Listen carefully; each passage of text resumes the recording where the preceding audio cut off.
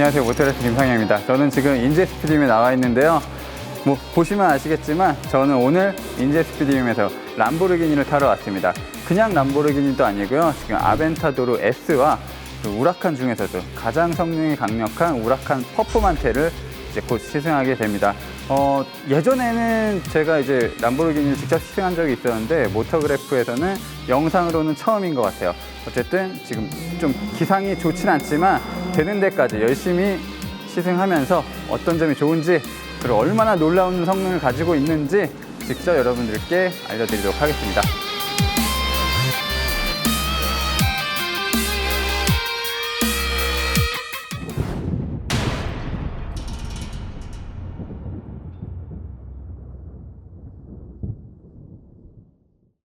네, 지금 보이시는 이 차는 우라칸 중에서도 이제 우라칸 퍼포만테고, 그리고 최근에 나온 퍼포만테 스파이더 모델입니다. 이제 뚜껑이 열리는 소프트탑이 적용된 모델이에요. 일단 우라칸 같은 경우는 가야르도의 후속 모델이고요. 이제 엔트리 모델이라고 볼 수 있습니다. 말이 엔트리지 사실 굉장히 강력한 힘을 가지고 있고요. 지금 이 차 같은 경우만 해도 640마력, 엄청난 힘을 가지고 있습니다. 그리고 당연히 미드십 구조고요. 지금 람보르기니 같은 경우는 이 우라칸 퍼포만테로 니르부르크링 신기록을 세웠습니다. 물론 서킷 구조가 조금 바뀌고 최근에 측정한 게 좀 유리한 부분이 있긴 하지만 어쨌든 퍼포만테가 기록을 처음 내세웠을 때는 진짜 대단했습니다. 지금 람보르기니 같은 경우는 이제 SV라고 하는 이제 슈퍼 벨로체라고 하는 모델이 있어요. 이제 그 모델 같은 경우 이제 경량화 이런 쪽으로 좀 초점이 맞춘 모델이고, 이 퍼포만테 같은 경우는 모든 부분에서 이제 성능을 끌어올린 모델입니다. 그래서 일단 핵심적인 부분은 포지드 컴포지트라고 하는 이 새로운 소재, 람보르기니가 특허를 받았다고 하는데 사실 이런 부분은 예전부터 골프채라든지 이런 곳에 쓰였던 부분인데, 보통 카본이 그냥 굉장히 예쁜 격자 모양이잖아요. 근데 지금 여기에 적용된 카본은 그런 무늬가 아니에요. 틀에 넣고 고온과 고압으로 팍팍 찍어낸 그런 카본입니다.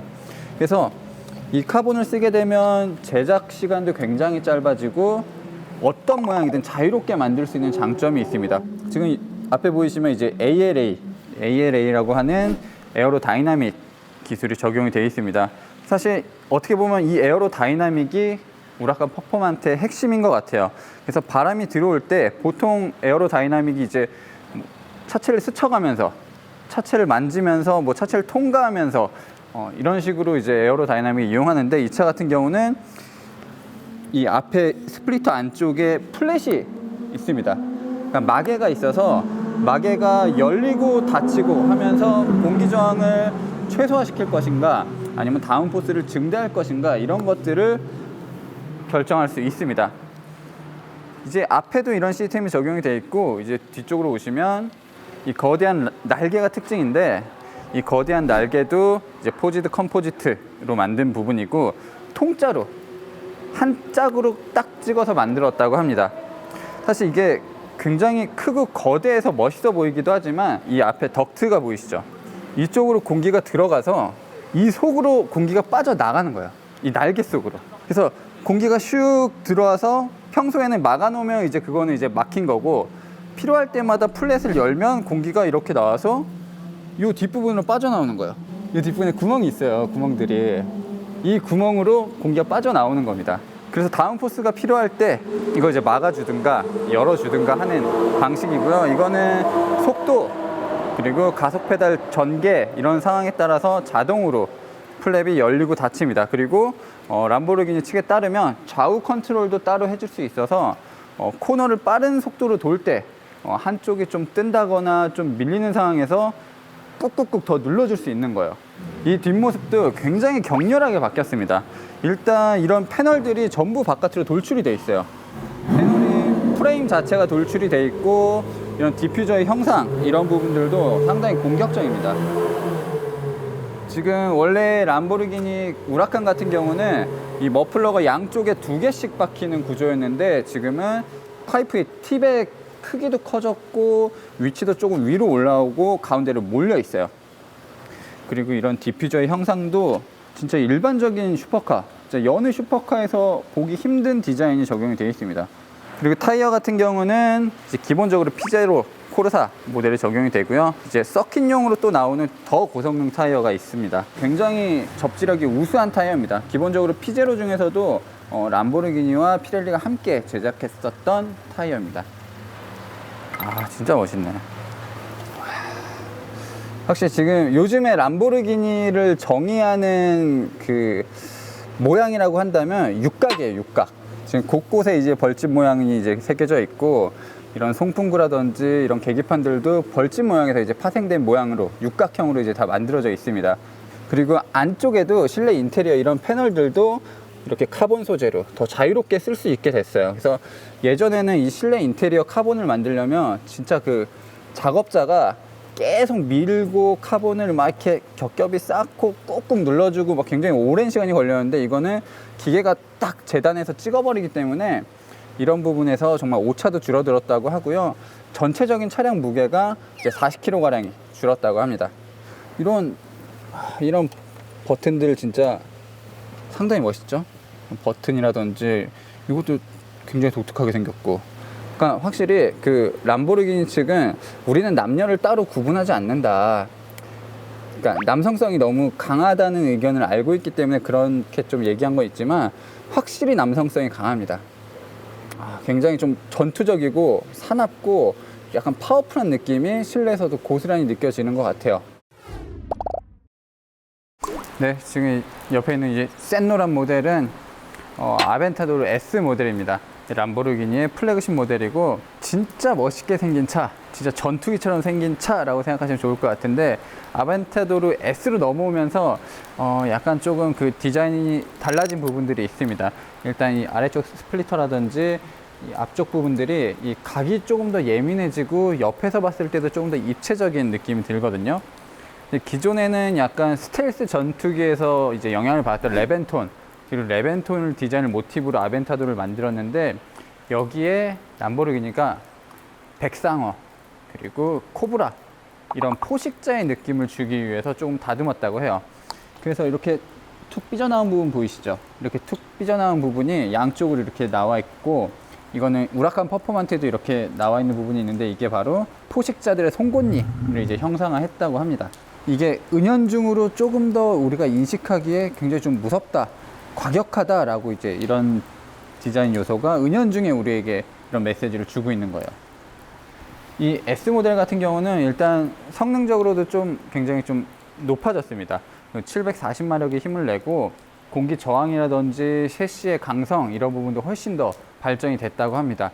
사실 아벤타도르 S 같은 경우는 굉장히 큰 차예요. 진짜로 이게 마리 스포츠카, 마리 2인승카지 실제로 크기만 놓고 보면 대형 세단 정도, 준대형 세단 정도 되는 크기를 가지고 있고, 이 폭도 상당히 넓습니다.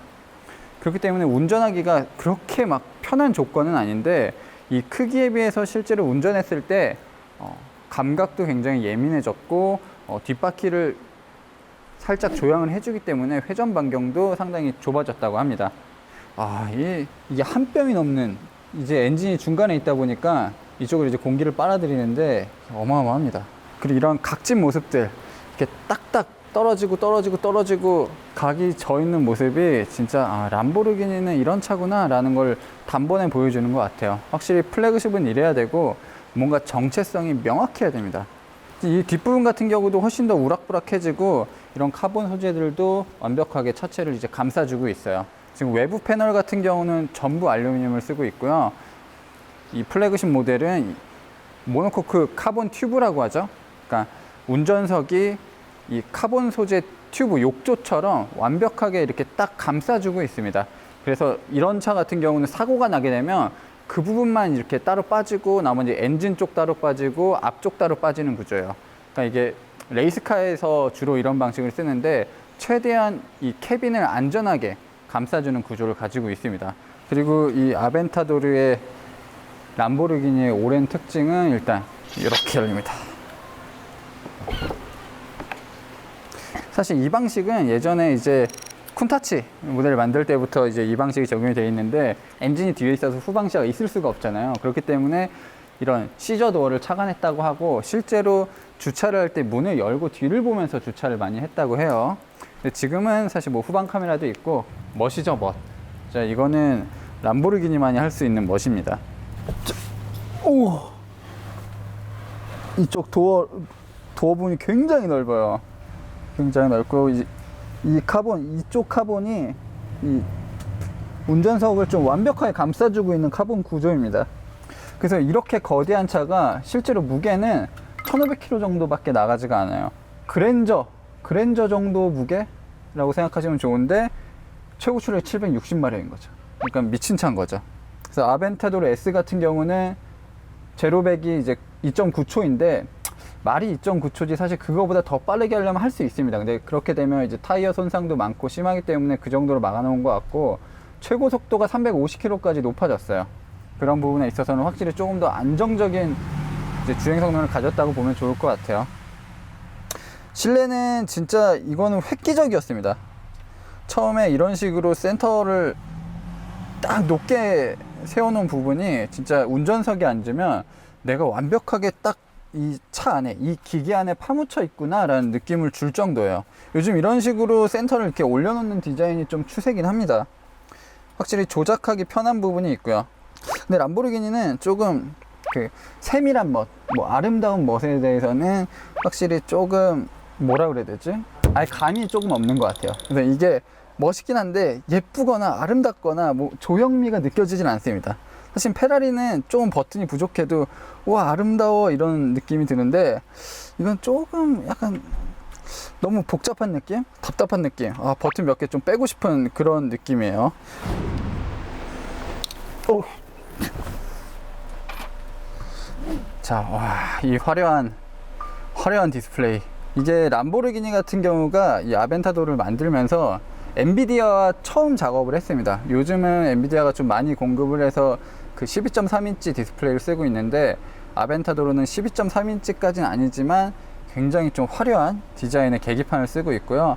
무엇보다도 RPM 게이지, 이 속도 이런 것들이 확실하게 보이기 때문에 진짜 주행할 때 상당히 편합니다. 자, 이게 코르사 모드는 이제 바퀴가 어느 쪽으로 돌고 있다, 출력이 어느 정도로 가고 있다, 횡지 이런 것까지 다 보여주고요.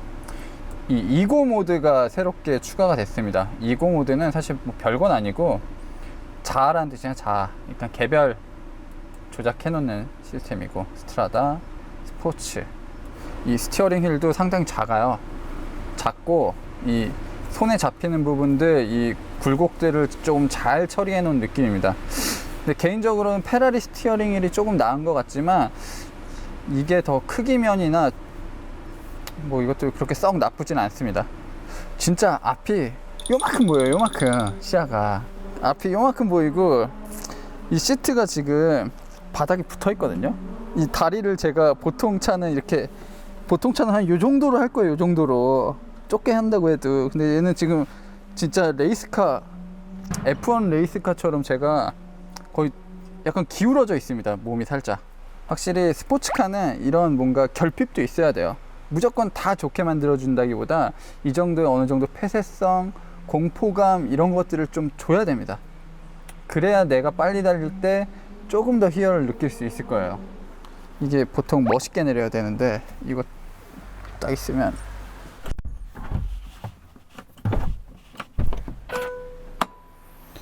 하고 딱 멋있게 내리기 상당히 힘든 구조인데, 일단 이거 조심해서 내려야 됩니다.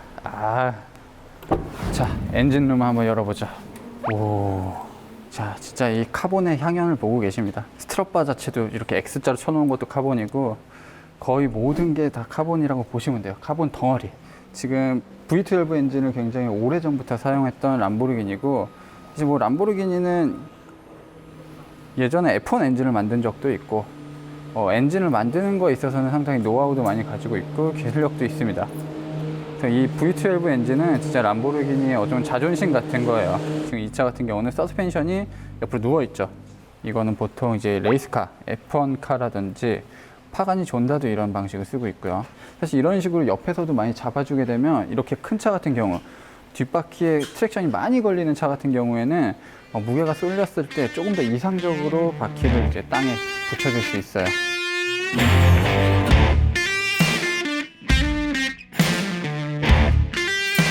사실 그 우라칸이라는 이름의 뜻이 물론 예전에 이제 1890년대 굉장히 용감했었던 그 황소의 이름이기도 하지만 사실 스페인어로 태풍이라는 뜻입니다. 허리케인의 어원이에요.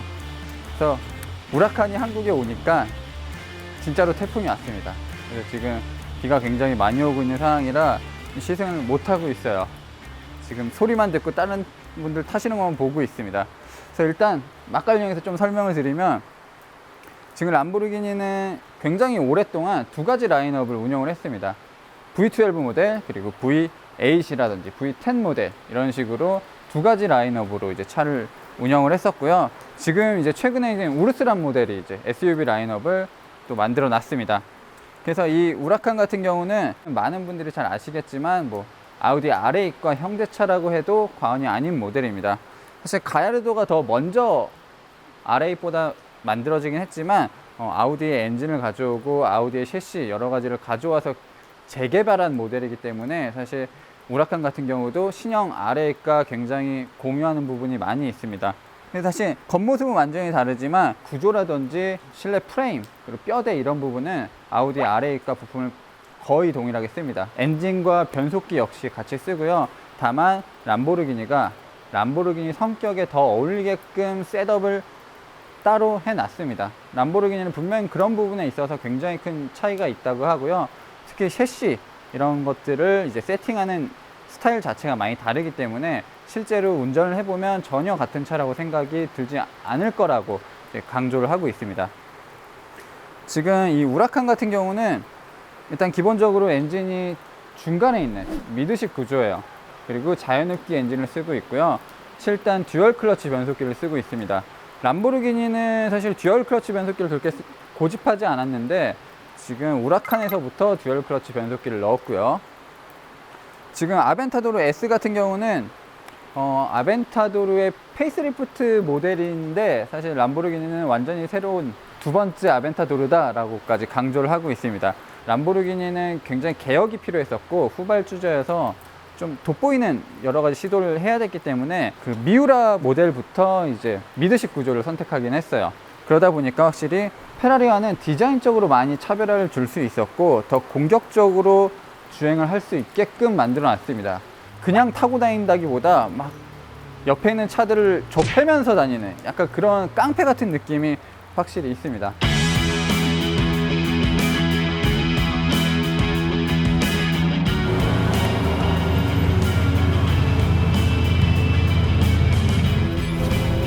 오케이. 자, 드디어 우여곡절 끝에 탑니다. 아벤타도르! 자, 노면 상태가 상당히 안 좋다고 해요. 태풍 솔빅인가? 걔 때문에 지금 망했어요. 오, 가속 페달 반응 쩔어. 이런 말 하면 안 되는데. 와, 진짜 아벤타도르 오랜만에 타는 건데, 와, 가속 페달에 발을 올리기만 하니까 그냥 엄청나게 반응합니다. 무서워서 뭐 달릴 수가 있나 이거. 와, 근데 확실히 굉장히 큰 차잖아요. 굉장히 큰 차고 육중한 차인데 코너를 진짜 예민하게 빠져나가요.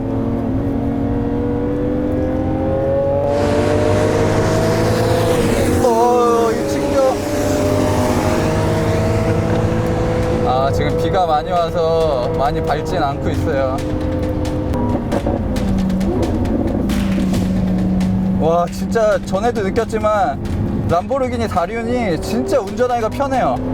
페라리는 진짜 좀 극악스러운 느낌. 이 슈퍼패스트 같은 경우가 이제 후륜이잖아요. 진짜 운전을 잘하면 모르겠지만 이 초급자, 중급자들에게 굉장히 어려운 차인데 아벤타도르는 확실히 이 다륜구동에 안정감이 있습니다. 쫄려. 할덱스 4세대를 쓰고 있거든요. 우라칸 퍼포먼테가 이제 5세대 할덱스 다륜구동인데 그럼에도 충분히 지금 좋습니다. 트랙션 자체가 좋고 차의 무게 밸런스가 확실히 미드십이다 보니까 좋은 부분이 있습니다. 이점이 있어요, 확실히. 와, 진짜 힘이 넘칩니다. 740마력. 이거 발끝 컨트롤이, 엑셀 컨트롤이 굉장히 민감해요, 차가. 지금 스포츠 모드인데 코르사가 아닌데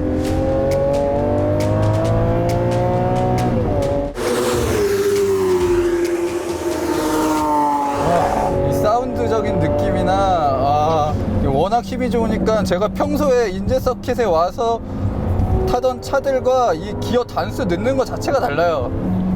너무 짧다. 너무 아쉽다. 비와서 뭔가 제대로 제가 전달도 못 드리고 저 또한 사실 제대로 즐기지 못하고.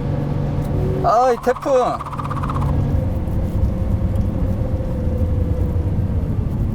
다음 진행하겠습니다.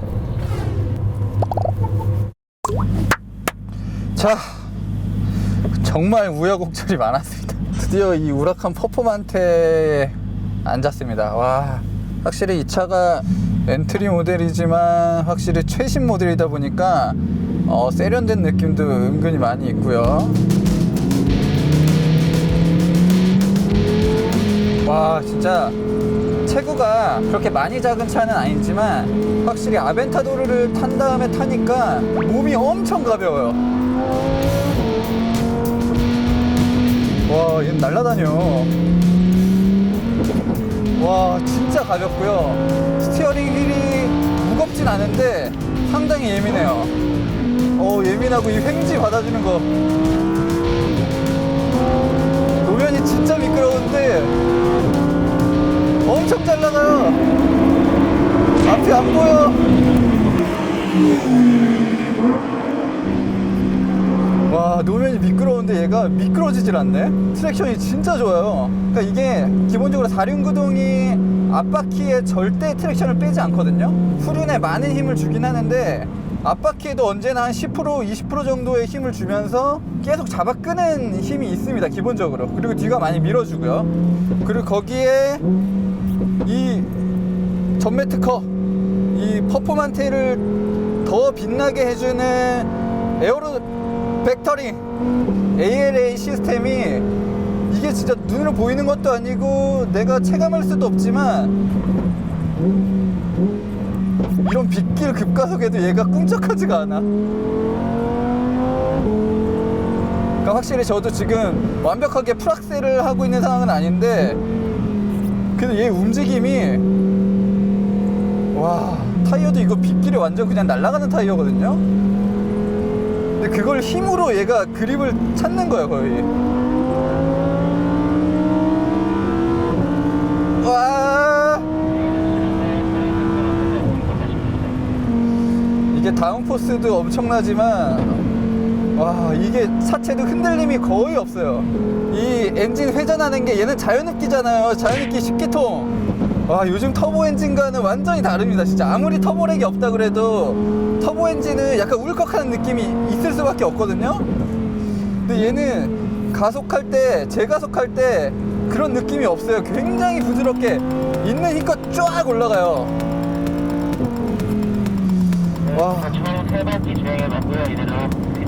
와, 아쉽다. 진짜 이 솔빅, 이 망할 솔빅. 솔빅. 진짜 솔빅만 아니었어도 평생 거의 잊지 못할 기억이 됐을 것 같은데 조금 아쉽습니다. 진짜 아쉽네요. 어쨌든 이런 식으로 잘 탔습니다. 네, 아직도 비가 내리고 있습니다. 진짜 아쉬운 시승이었고, 진짜 기대를 많이 했었는데 비가 많이 오고 이제 노면 상태가 많이 안 좋았기 때문에 제대로 이 진면목을 느끼지 못했습니다. 하지만 이 몇 바퀴 계속 차를 번갈아 가면서 타는 동안은 진짜 람보르기니가 추구하는 것들, 이런 것들이 명확하게 다가왔습니다. 확실히 이런 고성능, 그리고 격렬한 느낌, 전투적인 느낌, 이런 게 상당히 좋았고, 사실 생김새는 굉장히 우락부락하고 무섭게 생겼습니다. 하지만 다륜구동 시스템, 그리고 리어 휠 스티어링 시스템, 이런 것들이 있기 때문에 진짜로 운전할 때는 굉장히 편했습니다. 다시 기회가 올지 정확히 모르겠지만 다시 기회가 온다면 그때 한번 제대로 다시 한번 이 차를 가지고 여러 가지 테스트를 해보도록 하겠습니다. 저는 지금까지 모터래프 김상형이었습니다.